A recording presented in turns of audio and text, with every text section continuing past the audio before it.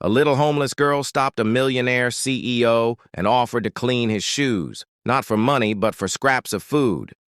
What happened next shocked everyone and changed both their lives forever. This is a true heart-touching story you won't forget. Rain poured over Manhattan like sorrow from the sky. Cold, relentless, and gray, it soaked the city to its bones. Thunder grumbled above the steel giants of Wall Street as businessmen and women hurried beneath umbrellas, their eyes glued to the pavement, hearts guarded by routine. No one spoke, no one smiled. It was just another Thursday in the city that never stopped, not even to notice. A sleek black SUV slid to a halt in front of one of the city's tallest buildings. The driver leapt out and opened the rear door, holding an umbrella like a soldier guarding royalty.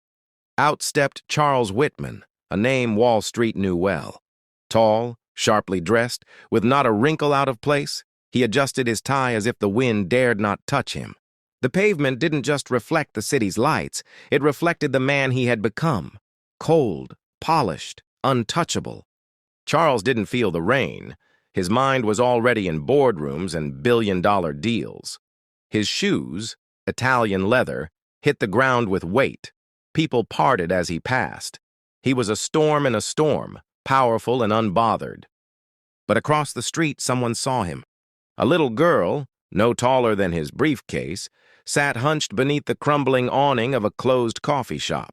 Her name was Lily, and her tiny body shivered with every icy drop that snuck through the holes in the torn jacket she wore. Her blonde curls clung to her cheeks, tangled and soaked.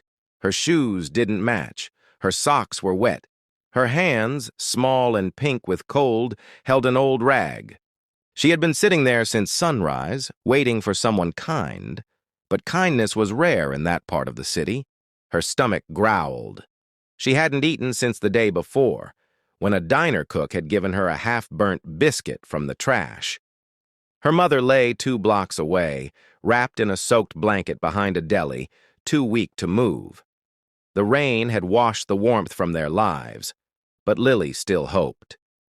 She watched Charles Whitman step from his SUV, his shoes shining like treasure. He was everything she wasn't. Warm, dry, important. And yet, something inside her stirred, not just hunger, but courage. A voice like her father's whispered in her heart, "Do what you can with what you've got, baby girl." So she stood. Her knees ached, her throat was dry, but she walked across the street, dodging people who muttered or frowned at her like she was some disease. A few laughed. One man shook his head. But Lily kept going. Charles was halfway up the steps when he felt it, a tug, not on his sleeve, not on his coat, but on his world.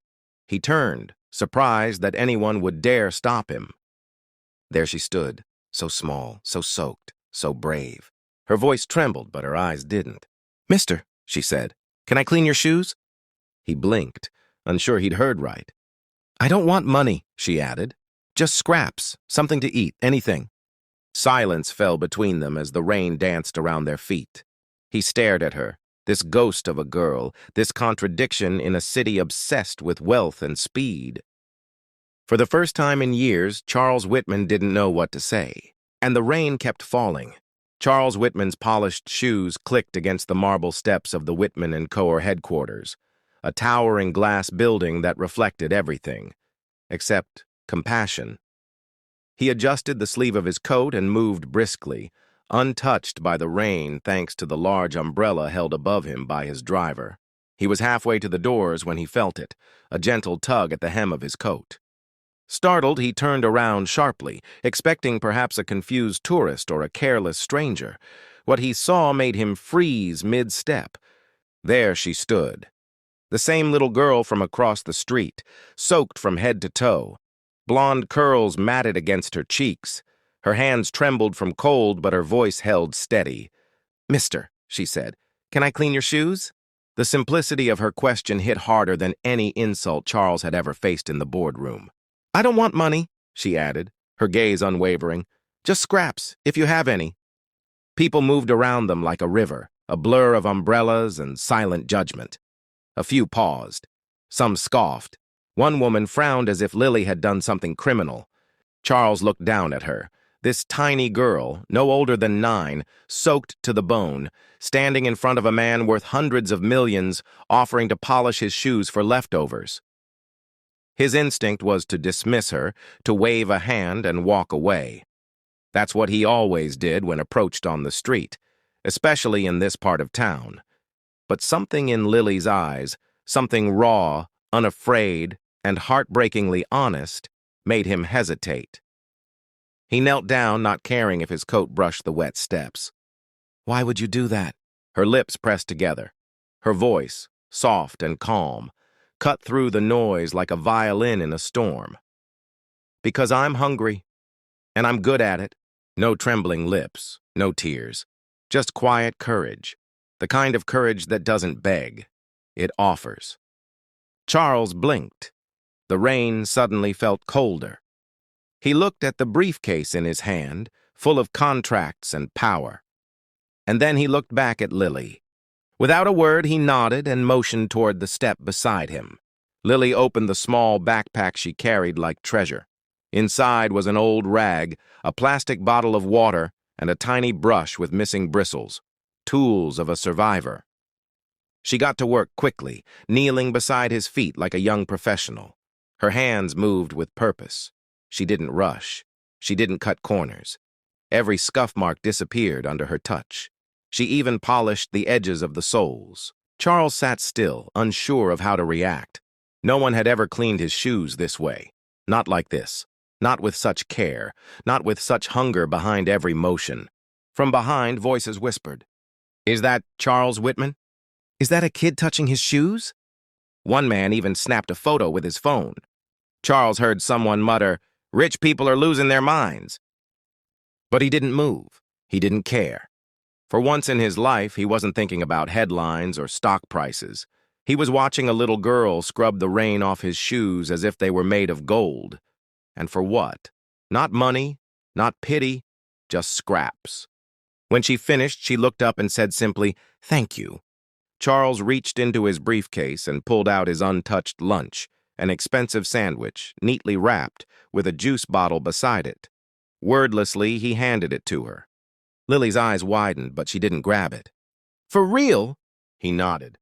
She took the sandwich gently, like it was something sacred, and gave the smallest smile he'd ever seen, but somehow it warmed something in him. Without another word, she turned and walked away, cradling the sandwich like a newborn. Charles watched her go, a lump rising in his throat that he didn't know how to swallow. And for the first time in years, he was late to a meeting. Because sometimes, a tug on the coat means more than $1 million deal. Charles Whitman stood on the steps of his building, briefcase in hand, rain still falling around him. Yet his eyes were fixed on the small figure walking away. Lily didn't run. She didn't look back. She moved with the quiet determination of someone who had learned not to expect help twice from the same place. In her hands, she held the sandwich and juice like they were rare treasures. She clutched them tightly to her chest as she weaved through the crowd, her small body vanishing between towering adults and blinking storefronts. Something tugged at Charles, something unfamiliar. Conscience. He told himself to let her go. He'd done his part, fed the hungry, checked the good deed box for the year. But his feet didn't listen. He followed at a distance, careful not to alarm her. He didn't know why. Maybe curiosity, maybe guilt, maybe something he didn't have a name for yet. She turned down a narrow side street where the city's shine faded into graffiti, trash cans, and forgotten corners.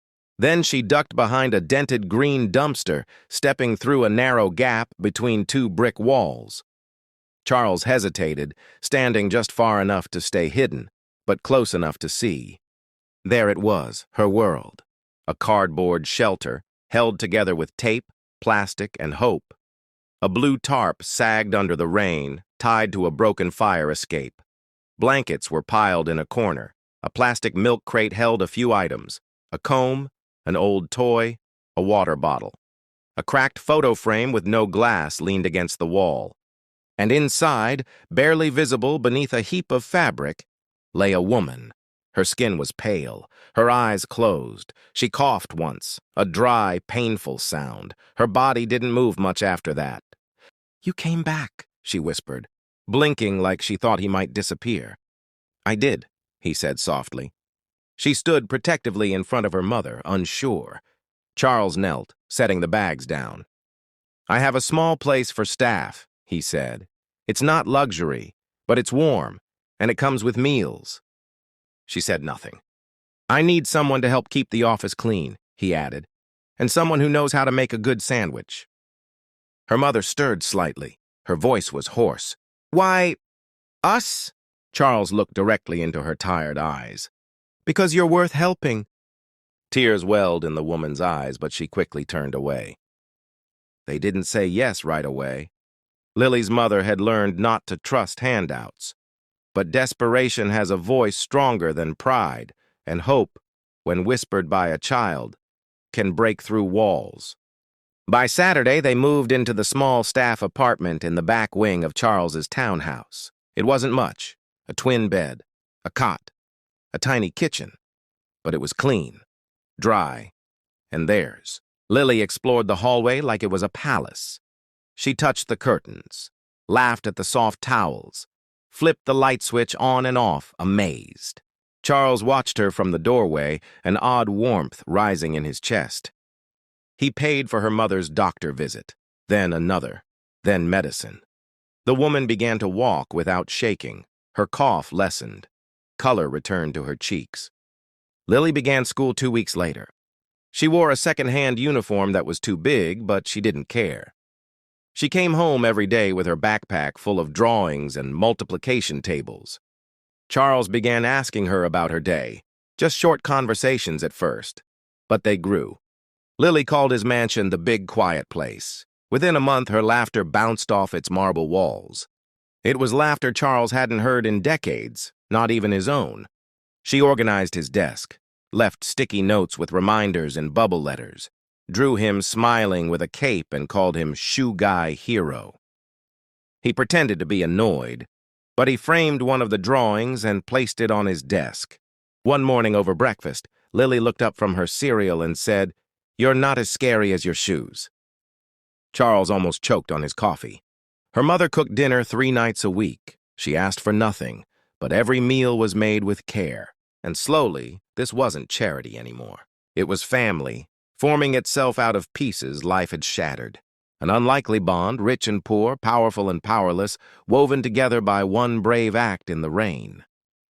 The story wasn't supposed to get out. It had started as a quiet act of compassion. One powerful man giving a little girl and her mother a second chance. But nothing stays quiet in a city addicted to headlines. A journalist snapped a photo, Charles Whitman, Wall Street's coldest CEO, carrying a grocery bag into a side alley. Another image leaked of Lily, walking hand in hand with him through his townhouse garden. The media went wild. From billionaire to babysitter? CEO hires homeless child as maid? Charles Whitman loses his mind or gains a heart.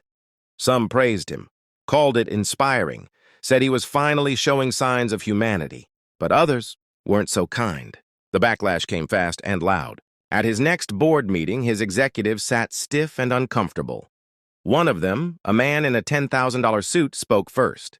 "Charles," he said, "you've always made bold moves. But this is a liability." Charles raised an eyebrow. "Feeding a child is a liability?" "We're not talking about soup kitchens," the man replied. "We're talking about brand image, investors, public perception." Another board member added coldly, "They're white trash, Charles. You're aligning yourself with garbage. That's not compassion, it's career suicide." The words sliced through the room like knives.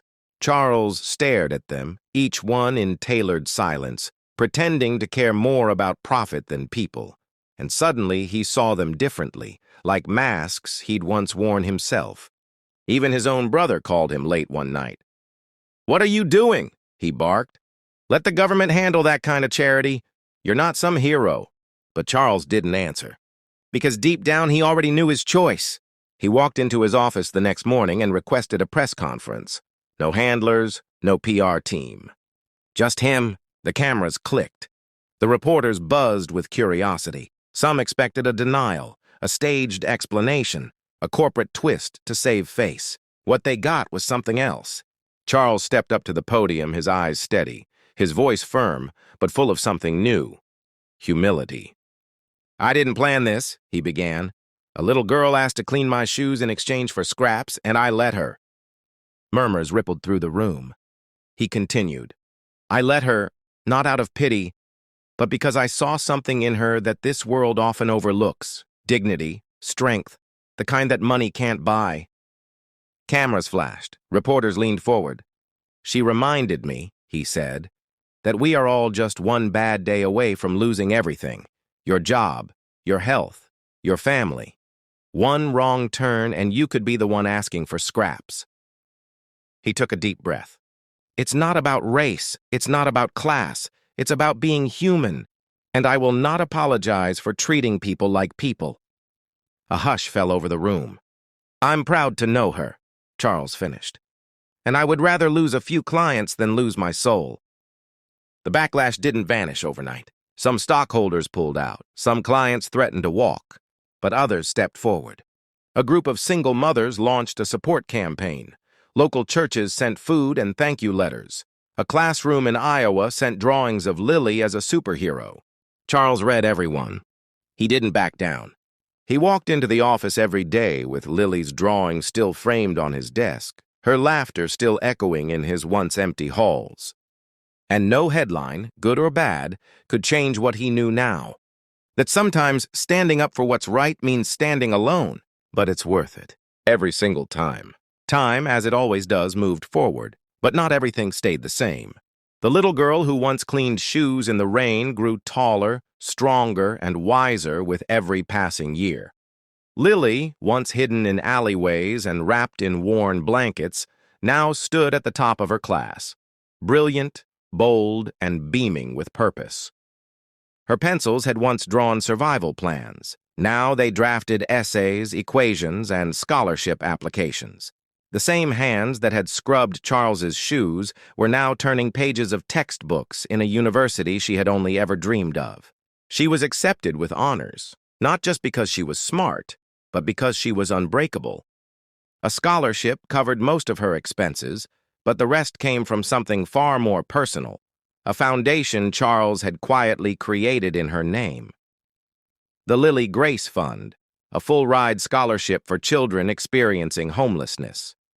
Lily never asked for it. Charles never bragged about it, but hundreds of kids, just like she once was, now had a shot because of her courage on that rainy morning. And her mother, once weak and silent, barely surviving under a tarp, found her strength too. With the help of proper medical care, therapy, and a stable home, she bloomed. She started volunteering at shelters, then organizing food drives. Eventually, she became the head of a nonprofit that helped women escape domestic abuse and homelessness. She gave speeches, not for applause, but to shine light on lives the world tried to keep in shadows. As for Charles, the man in the leather shoes changed in ways no one thought possible. He stepped down from day-to-day operations of his company and began to rebuild it, not with greed, but with grace. He restructured the hiring system, making sure his offices had room for those overlooked by society: recovering addicts, single parents, veterans, the homeless. His board changed, his outlook changed, and most importantly, his heart opened. Gone was the man who walked past pain without blinking. In his place stood someone who knew that wealth meant nothing without humanity. He still lived in the same mansion, but it no longer felt empty. His walls were lined with photos, not of deals closed, but of lives touched, smiles, graduations, family dinners. A drawing Lily had made when she was 9, still framed on his office wall. And every year, without fail, on the anniversary of that rainy day, Charles and Lily had dinner together. Just the two of them. No suits, no cameras, no roles to play. She'd bring homemade pasta or bake cookies from scratch. He'd complain that she used too much garlic. She'd roll her eyes. They'd laugh. They didn't talk about the boardrooms or the headlines. They talked about her classes, her students, her goals. And sometimes they sat in silence, just grateful to be there. Not as CEO and charity case, but as family, because that's what they had become. Chosen, tested, and held together by the most unexpected act of kindness in a city where kindness is rare. And if anyone asked Charles Whitman what changed him, he never said it was the media pressure or public praise. He always gave the same answer. A little girl asked to clean my shoes. I gave her a sandwich. She gave me back my soul.